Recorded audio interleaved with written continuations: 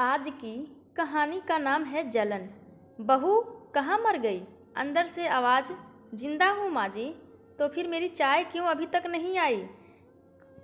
कब से पूजा करके बैठी हूँ, ला रही हूँ माँ जी। बहू चाय के साथ भजिया भी ले आई। सास ने कहा, तेल का खिलाकर क्या मारोगी? बहू ने कहा, ठीक है माँ जी, ले जाती हूँ। सास ने कहा, रहने दे, अब बना दिया है तो खा लेती हूँ। सास ने भजिया उठाई और कहा, कितनी गंदी भजिया बनाई है तुमने। बहू, माँ जी मुझे कपड़े धोने हैं, मैं जाती हूँ। बहू दरवाजे के पास छिप कर खड़ी हो गई। सास भजिया पर टूट पड़ी और पूरी भजिया खत्म कर दी। बहू मुस्कुराई और काम पर लग गई। दोपहर के खाने का वक्त हुआ। सास ने फिर आवाज़ लगाई, कुछ खाने को मिलेगा? बहू ने आवाज़ नहीं दी। सास फिर चिल्लाई, भूखे ही अब मारेगी क्या? बहू आई सामने, खिचड़ी रख दी। सास गुस्से से, ये क्या है? मुझे इसे नहीं खाना, ले जाओ। बहू ने कहा, आपको डॉक्टर ने दिन में खिचड़ी खाने को कहा है, खाना तो पड़ेगा ही। सास मुँह बनाते हुए, हाँ तू मेरी माँ बन जा। बहू फिर मुस्कुराई और चली गई। आज इनके घर पूजा थी। बहू सुबह 4 बजे से उठ गई थी। पहले स्नान किया, फिर फूल लाई, माला बनाई, रसोई साफ की, पकवान और भोज बनाया। सुबह के 10 बज गए। अब सास भी उठ चुकी थी। बहू अब पंडित जी के साथ भगवान के वस्त्र तैयार कर रही थी। आज ऑफिस की छुट्टी भी थी। उनके पति भी घर पर थे। पूजा शुरू हुई। सास चिल्लाती, बहू ये नहीं है, वो नहीं है। बहू दौड़ी दौड़ी आती और सब करती। अब दोपहर के 3 बज गए थे। आरती की तैयारी चल रही थी। पंडित जी ने सबको आरती के लिए बुलाया और सबके हाथों में थाली दी। जैसे ही बहू के हाथों में थाली पकड़ी, थाली हाथों से गिर पड़ी। शायद भोज बनाते हुए बहू के हाथों में तेल लगा था, जिसे वो पोंछना भूल गई थी। सारे लोग तरह तरह की बातें करने लगे। कैसी बहू है, कुछ नहीं आता, एक काम भी ठीक से नहीं कर सकती, ना जाने कैसी बहू उठा लाएं। एक ने तो आरती की थाली भी संभाल नहीं सकी। उसके पति भी गुस्सा हो गए, पर सास चुप रही, कुछ नहीं कहा, बस यही बोल के छोड़ दिया, सीख रही है, सब सीख जाएगी धीरे धीरे। अब सबको खाना परोसा जाने लगा। बहू दौड़ दौड़ के खाना देती, फिर पानी लाती। करीब 70-80 लोग हो गए थे। इधर 2 नौकर और बहू अकेली। फिर वहाँ सारा काम बहुत ही अच्छे तरीके से करती। अब उसकी सास और कुछ आस पड़ोस के लोग खाने पर बैठे। बहू ने खाना परोसना शुरू किया। सबको खाना दे दिया गया। जैसे ही पहला निवाला सास ने खाया, तुमने नमक ठीक से नहीं डाला क्या? एक काम ठीक से नहीं करती, पता नहीं मेरे बाद कैसे ये घर संभालेगी। आस पड़ोस वालों को तो जानते ही हो ना साहब, वो बस बहाना ढूंढते हैं नुक्स निकालने का। फिर वो सब शुरू हो गए, ऐसा खाना है, ऐसी बहू है, ये वो वगैरह वगैरह।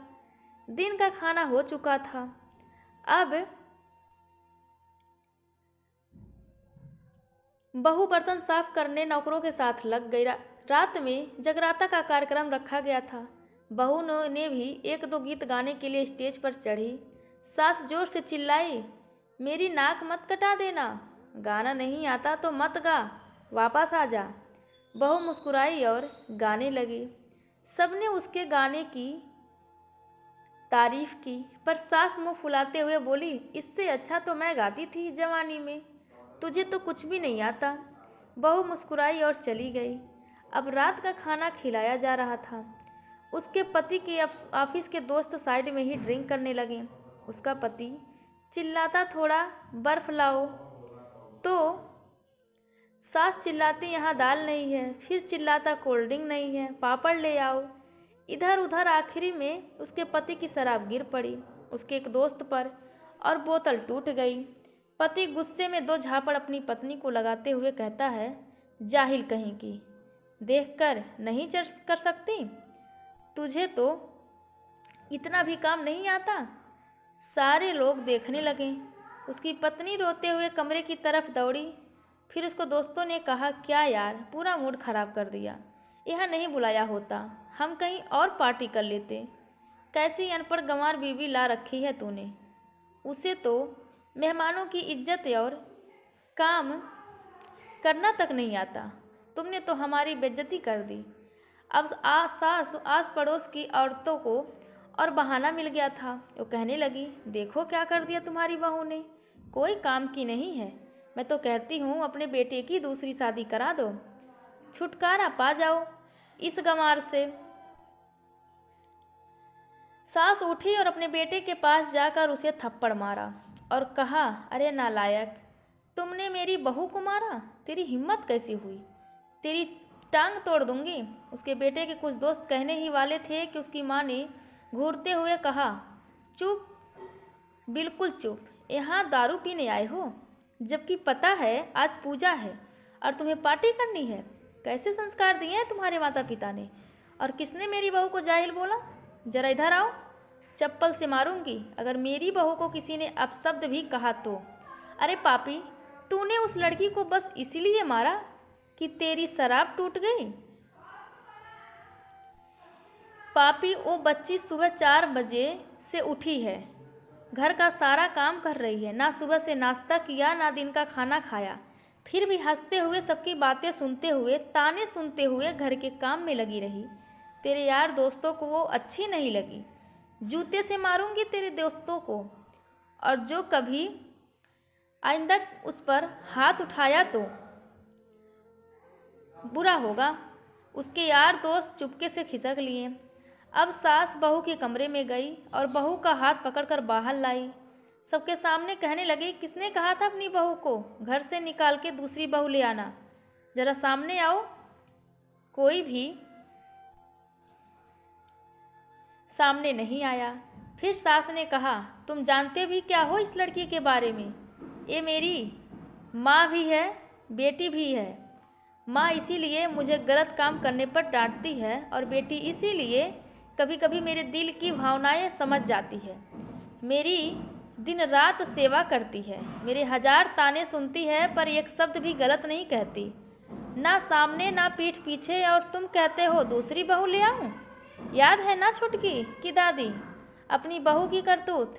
सास ने गुस्से से पड़ोस की महिला को कहा, अभी पिछले हफ्ते ही तुम्हें मियाँ बीवी भूखे छोड़ घूमने चले गए थे।